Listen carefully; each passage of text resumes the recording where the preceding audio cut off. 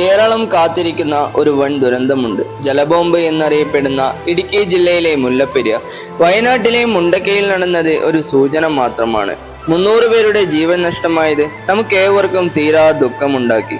John പെന്നിക്യൂക്ക് മുല്ലപ്പെരിയാറിന്റെ ഭിത്തി നിർമ്മിച്ചപ്പോൾ 50 വർഷമായിരുന്നു ഭിത്തിയുടെ കാലാവധി പറഞ്ഞത്. എന്നാൽ ഇന്ന് മുല്ലപ്പെരിയാർ 129 വർഷം പിന്നിട്ടിരിക്കുന്നു. 850 മീറ്റർ ഉയരത്തിൽ നിന്നും 15 TMC വെള്ളവും ഡാമിന്റെ അവശിഷ്ടങ്ങളും കുത്തിയൊലിച്ചു വന്നാൽ അത് താങ്ങാനുള്ള ശക്തിയുണ്ടാവില്ല ഇടുക്കി ഡാമിന്. ഇടുക്കി ഡാം പൊട്ടുന്നതോടെ കണ്ണടച്ചു തുറക്കുമ്പോഴേക്കും ഇടുക്കി, ആലപ്പുഴ, കോട്ടയം, തൃശൂർ, എറണാകുളം, പത്തനംതിട്ട എന്നീ 6 ജില്ലകൾ വെള്ളത്തിനടിയിലാവും. 50 ലക്ഷത്തോളം മനുഷ്യരും അവർ കെട്ടിപ്പൊക്കിയ സാമ്രാജ്യങ്ങളും മറ്റു ജീവജാലങ്ങളും ഇവയെല്ലാം അറബിക്കടലിൽ എത്തിച്ചേരും. ഇത്രയധികം മനുഷ്യരുടെ ശവശരീരങ്ങൾ കടലിൽ എത്തിച്ചേർന്നാൽ മനുഷ്യരാശി ഇതുവരെ നേരിടാത്ത വൈറസുകളും പകർച്ചവ്യാധികളും കേരളത്തിലെ ശേഷിക്കുന്ന ജനതയ്ക്ക് നേരിടേണ്ടി വരും.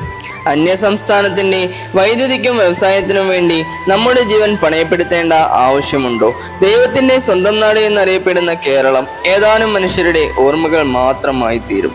ശബ്ദമുയർത്താനുള്ള സമയം അതിക്രമിച്ചിരിക്കുന്നു. Save for Kerala. അനീക് അബ്ദലി.